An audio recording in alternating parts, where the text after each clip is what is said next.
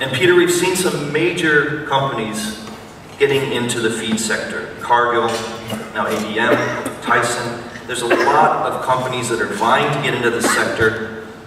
At what stage did ADM in particular notice the growth of aquaculture, and how important will it be in the future for the group? Well, thank you for the question. Perhaps a couple of words related to ADM first. I'm not sure everybody knows all the details of the company. ADM is about $60 billion company and 30,000 employees and a global provider of food and feed raw materials on a global scale, including then one of the largest logistics companies in this area. ADM has been supplying the basic raw materials, soybean meals, corn and so forth, amino acids and so forth on a global scale already for quite a few years. Our entrance into more interesting areas such as the DHA has been in the last 4 or 5 years, and of course nobody can avoid seeing the fact that the aqua industry is the fastest growing industry and is an area where ADM wants to clearly invest but take a larger role, and that's why we several years ago started to look at what can we do to increase and enhance our position in the industry, and mainly as a supplier of various types of raw materials, specialty ingredients, and also unique products that we can provide. So Peter, when you look at algae in particular, and as I mentioned before, one of the key challenges with alternative ingredients is scale.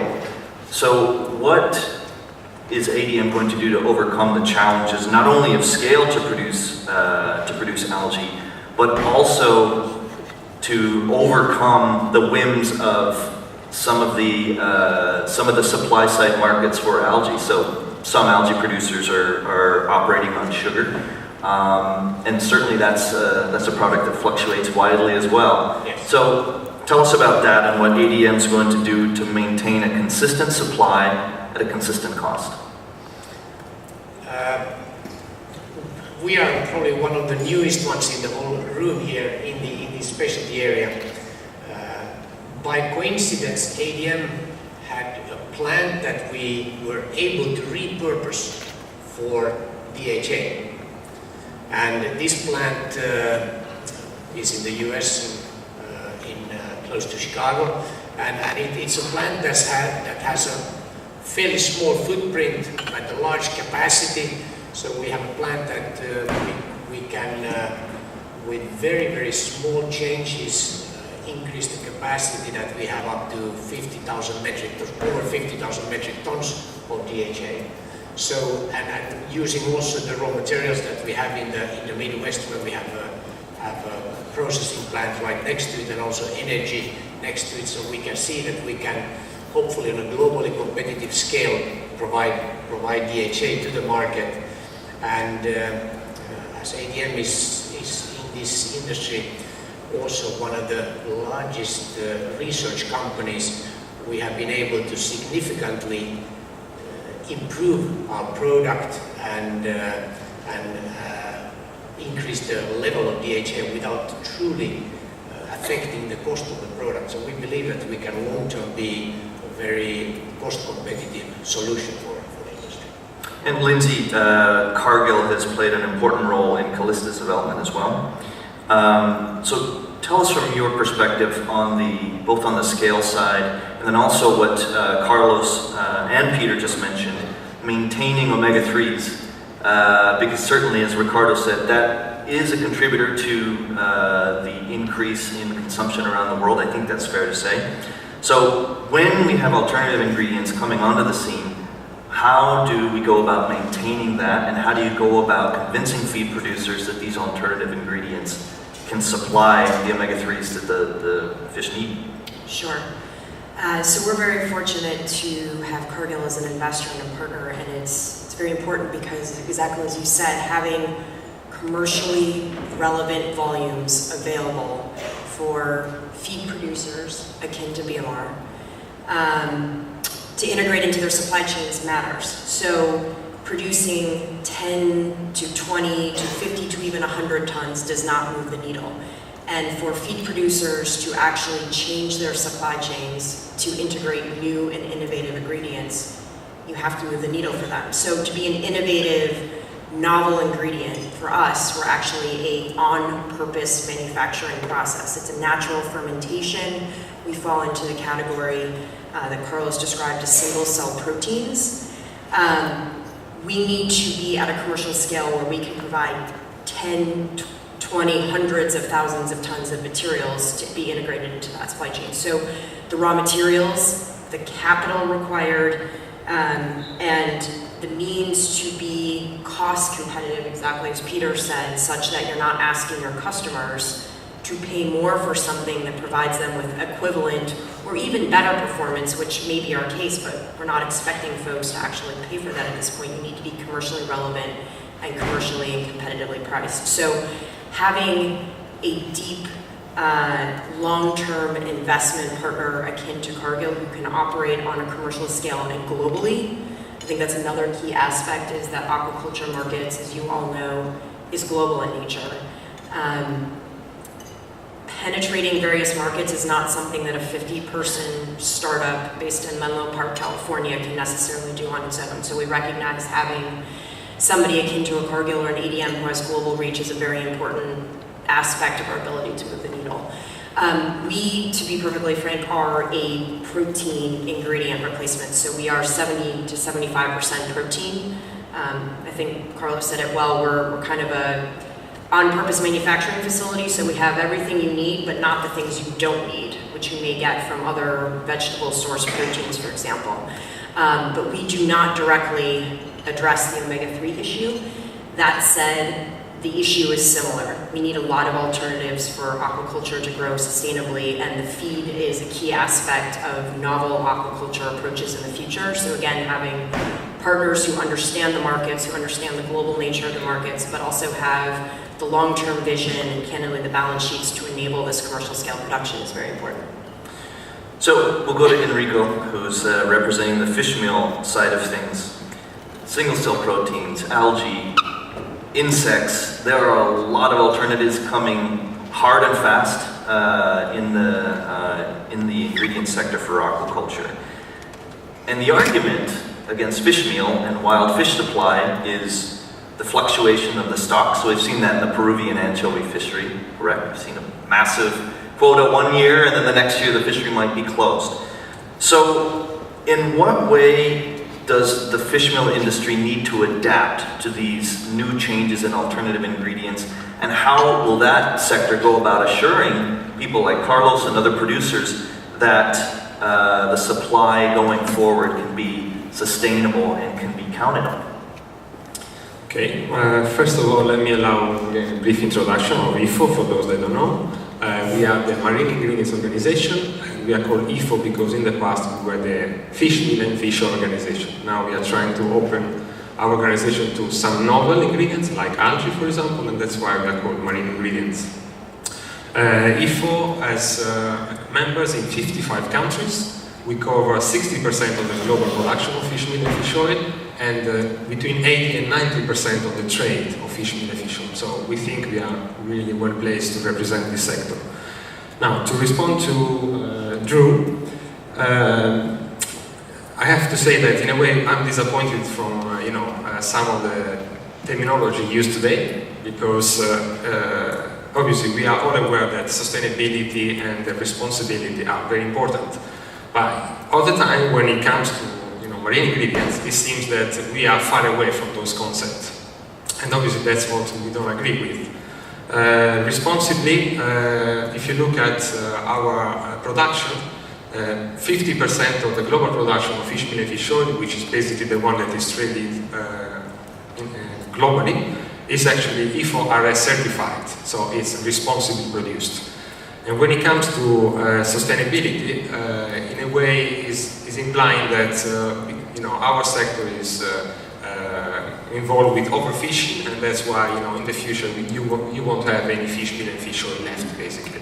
That's just to summarize what the press says all the time, and in a way it was reflected in some terminology used today. Again, if you look at the fisheries used for fish meal and fish oil, and it's not us saying that, it's actually the NGOs that are involved in the fishing industry, more than 80% of our stocks are actually managed according to the FAO code of conduct. So definitely there's no overfishing in those fisheries, and the fish meal and fish oil will be there to stay. And talking of quantities, we believe that what we can produce on a yearly basis is 5 million metric tons of fish meal and over 1 million metric tons of fish oil. So we like to hear you saying that fish meal and fish oil are a finite resource, not disappearing, not sustainable. That's the first thing. Having said that, we are obviously aware that especially the aqua sector is going to grow and keep growing, maybe at a lower rate, but it's growing and will be growing. So in that situation, you need a lot of feed ingredients. And that's why we like to hear you talking about additional ingredients coming to the market, not something that has to replace fish meal, because it doesn't make sense to replace something that works with something that, yes, it might work, but if you take, for example, fish meal is a complete ingredient. You have protein, you have minerals, vitamins, you have all range of things that other ingredients cannot provide right now. So, welcome to the new ingredients, welcome to these additional ingredients, but let's stop talking about substituting fish meal, because it's not in the interest of anybody, and definitely not in the interest of feeding the world. Carlos, do you agree with that? First of all, I agree. I mean, most or a lot of the fisheries are well managed. So sorry if it was that impression from the. Actually, we like to say in Biomar we complement fish meal more than we replace fish meal. I think the challenges are different if you talk about fish meal or fish oil. In the case of fish oil, definitely I don't agree that there will be enough fish oil for the future. And when we talk about fish in, fish out, just heard Ricardo as a producer of how important that is for the consumer. It is a challenge. It is a challenge from a sustainability point of view. So the slide showing restoring omega-3 responsibly is basically we need to keep the advantage of salmon, one of the key arguments for salmon, and I don't believe that can be done by in the future, definitely. In the case of fish meal, yes, I agree, there's enough fish meal. It's a fantastic raw material, and again, we talk more about complementing than replacing. So basically, I agree. So at this stage, given all the startups, given all the efforts on alternative ingredients, which one do you see, or which ones do you see as holding the most promise right now for commercialization and in the research that Biomar has done in terms of helping with growth and helping with fish health?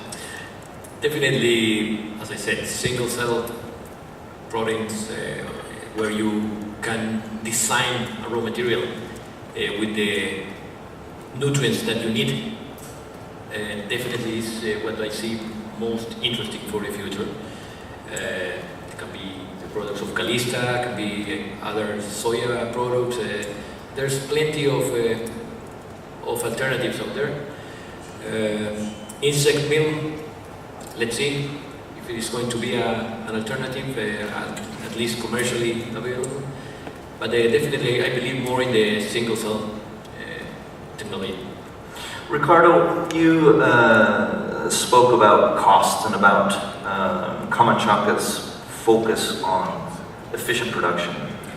So, looking up the chain, looking at the fish feed sector, how comfortable are you that the development in feed and feed costs is going to support the growth of aquaculture rather than hamper it? If I may turn around a bit the question and ask all of us, what's the problem?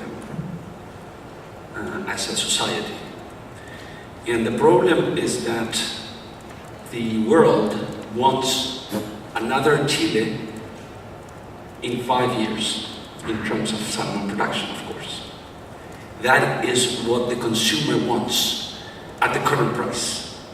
At the current price level, people want in the world another Chile in Atlantic salmon, and that is about 600,000 tons additional in the next 5-6 years. That's a lot. So this is not about whether we put or not fish meal or fish oil inside of the feed. This is how can we tackle this challenge that the society is putting on our shoulder when we know that the number of fish or the biomass in the ocean concentrated in one particular location may create biological challenges and environmental impact. That's the problem that we have at hand. And we, as a farmer, need our supplier and partners, the feed producers, to help us in challenging that, in addressing that. And that is basically one way of looking at it is these guys need to farm a fish that grow faster so that the environmental and biological impact in the ocean is reduced to a level that the additional production needed is capable of serving the market. That's the way I would put the challenge. If that's the challenge, then the critical component of the problem is how can we find the most efficient carrier for the nutrients the fish needs so that the fish can digest that nutrients at the right place within the body. I'm not an expert on biology. So that it goes to the muscle, to the flesh. Because if it goes to the head or the tail or the bone, it doesn't help. If it goes to the bedseed in ficus, it doesn't help either. So it needs to go to the muscle. And for that, the research is very important. And on omega-3, omega-3 has two important things. You know that omega-3 is anti-inflammatory element for the body of humans, and people like that, but also is anti-inflammatory for the fish. And one of the problems, and therefore less diseases and so on. The fish is a better animal. And what's the problem today is that the substitution that we have seen over the many years in terms of fish meal and fish oil for other vegetable oil have been adding a lot of omega-6 in the feed. And omega-6, I'm not a biologist, not a nutritionist, but I understand that it's pro-inflammation and therefore bad for body, for humans and for the fish. So the challenges ADS and Garfield has is how can we provide these additional many more tons of omega-3 in the future that is needed so that we bring to the market a fish in a short period of time that have enough omega-3 in the flesh. And I think on that is not one or the other, but everyone searching and looking for the same, to respond to the same challenge. I think speaking of omega-3s, that's a well-known now and established part of seafood consumption and consumer knowledge about health. I think that's, as we said, that's been branded now, omega-3. You can walk into Whole Foods, I think Carlos mentioned this, and you can flip over your package and actually see, at least in one case, in one recent case where I was in a Whole Foods store, I saw the brand name of an algae producer. I found that fascinating because I can't imagine that consumers would care about that. But that's not the case. Consumers want to know all the way back to where the source of their, not only their food is, but what was fed to that food. Peter, I'm curious, to what extent do you find either feed producers or even retailers coming to ADM and saying, hey, we want to start with you, these are the people you should be looking at partnering with, and we want to be able to tell our consumers and tell the world that your ingredient is an important part of the sustainability of what we offer? That's an interesting question. ADM is one of the largest companies globally and also one of the most unknown companies, as we are typically further in the background supplying the companies that are producing fish, etc. And now in the last year, 2 years, ADM is taking a couple of steps a little bit closer to the consumer. We're still far away from many of the other companies, and we have had significant discussions with various companies related to branded ingredients and so forth. Personally, I have been involved in that in my previous careers, and a branded ingredient concept is quite exciting but also a challenging area. I do not foresee that ADM would take the route of creating a branded ingredient, but we could definitely see partnering up with the correct companies to create an approach, because I would agree that it seems to me that the consumer is getting better and better educated and is truly asking more and more accurate information, as especially related to the, as Ricardo was talking about, the omega-3, omega-6. They are starting to learn quite much the difference between them. So, Lindsay, same question to you. Callista has been since branded with FeedKind. How much are you hearing from the retail sector coming to you and saying, how can we partner? How can we get you in touch with the BioMars and the Spreadings and the other major feed producers of the world? Are you getting a lot of contact from the retailers themselves to you? And I appreciate you pointing out, we actually made the choice proactively several years ago to brand our product. So it is called FeedKind. It's trademarked because we view that as being a very important aspect of the story that we both told our customer, but also the farmer and ultimately the end consumer. The pain points, I would say, for lack of a better term, amongst consumers varies notably around the world. So the issues that we're speaking about here, for example, are very much US or EU centric. We've absolutely had a number of conversations with retailers who have reached out to us to understand, which we think is really important, that the retailer is willing at this point to go down to the feed and feed ingredient level, because candidly, historically, it had not been viewed as a key issue. You go to your supplier, but going that one layer back is a bit of a leap of faith on their part. But we're absolutely seeing retailers, particularly in the EU, the UK, and the US, going that extra mile, and we are looking for ways to do value chain collaborations with partners all the way down to the retail level. It's interesting in Southeast Asia and China, the issue amongst consumers is a little bit different. It's food safety. They want to know pure transparency through the supply chain to know what they're eating is actually what they think it is, and understanding what it was actually fed. So retailers have taken a little bit different, I would say, tactic there, and it's a lot of the e-commerce guys who are going all the way into their value chains or their supply chains and taking control of it that way.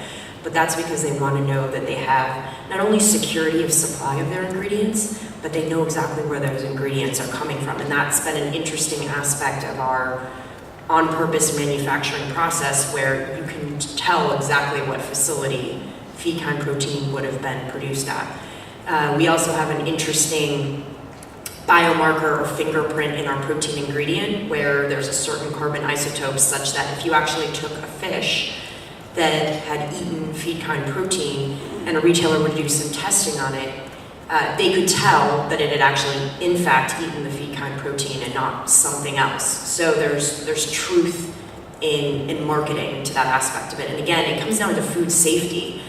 Issues of people getting sick or slave labor, which often gets associated, for example, with forage fish. We can enable folks in China and Southeast Asia, again, I'm just highlighting certain pain points that may be different than what we hear in the US and in Europe, that we hope to address, and branding and trust from the consumer is an important aspect of that for us. To what extent, Carlos, is BioMar feeling the responsibility to communicate these sustainability stories to both the salmon producers and to the consumers? Because as Enrico said, the story that you see in the consumer press about forage fisheries and wild fish is significantly different than the actual facts. And as both Peter and Lindsay mentioned, there's some great stories to be told about alternative ingredients as well. So what's Biomar doing to push forward that message to both the aquaculture sector and retail and food service buyers? Well, basically, what I showed in the slide, most of the concerns of the people are related to raw materials.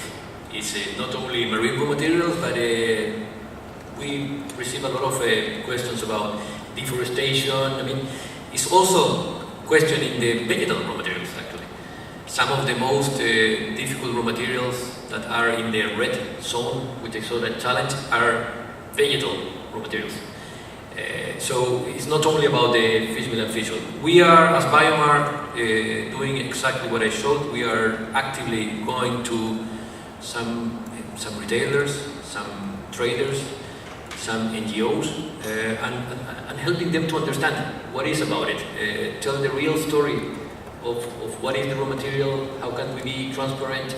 That's why we are implementing this solution steering solution in order to really document and show in an easy and understandable way for the consumer and for the retailer that some of the farmers have wanted to partner and do it. Some of the examples are there, some success stories, but not only in salmon. I mean, very soon you will see it also in other species like sea bass and bream, like cobia, I don't know if tilapia, shrimp.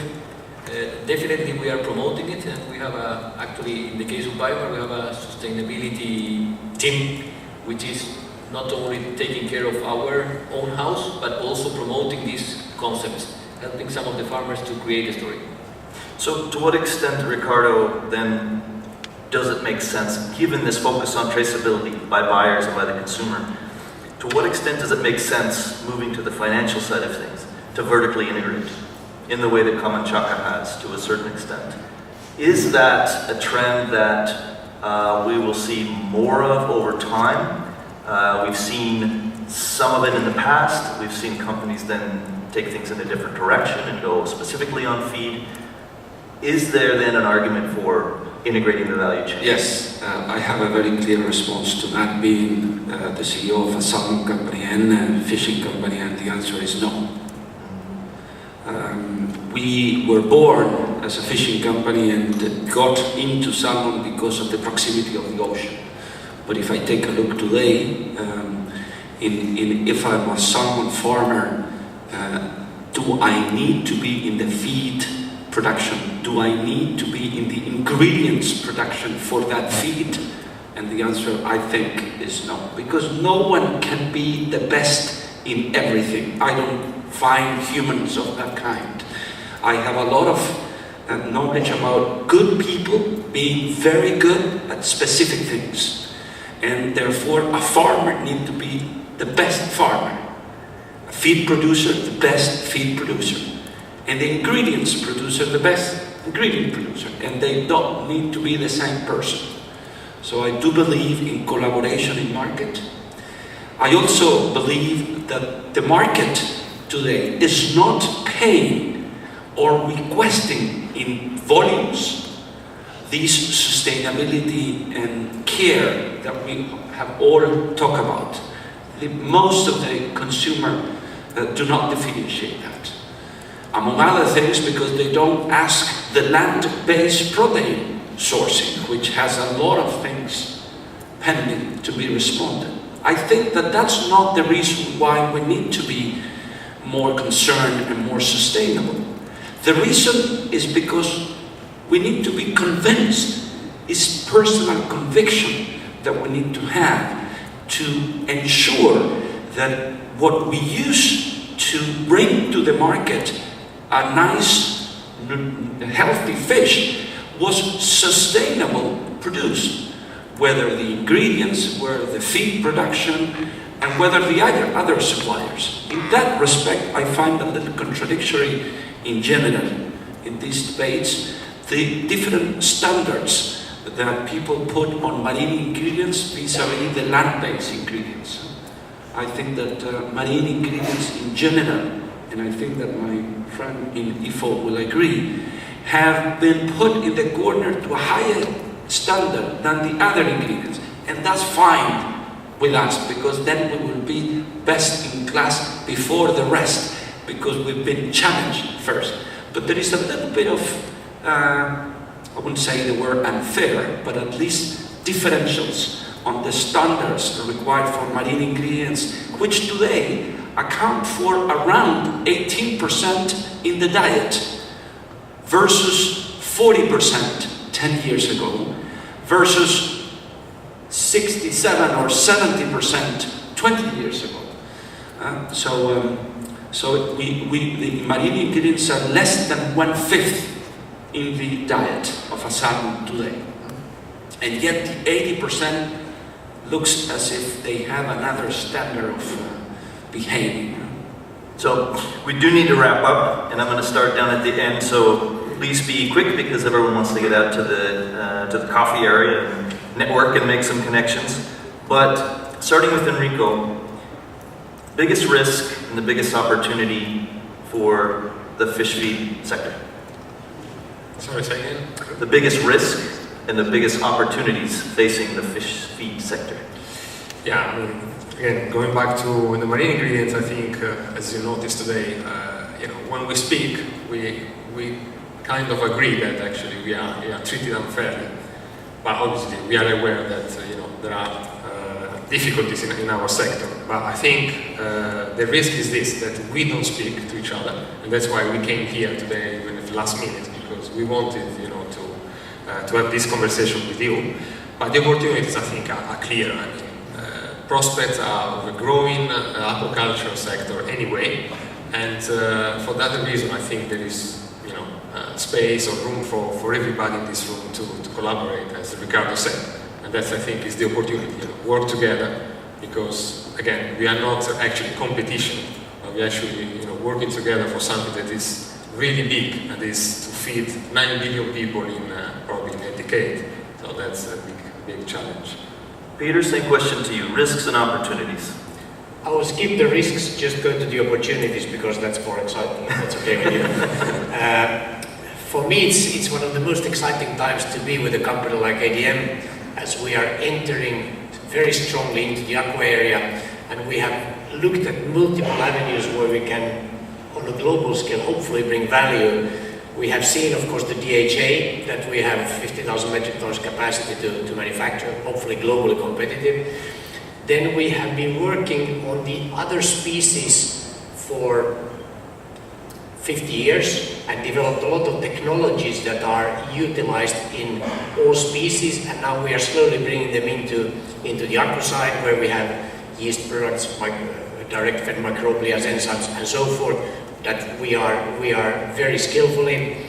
Then we have, of course, the basic raw materials that we are working with, but perhaps one of the more interesting areas is, as ADM has probably 200 different plants where we manufacture various products, the number of byproducts that we could develop to highly efficient nutrients for the aqua industry, I think we are only, as a company, scratching on the surface, and we already in the last year came up with 2 new protein sources, and I know there's a large number more that we could produce, and that should be of benefit to the whole industry.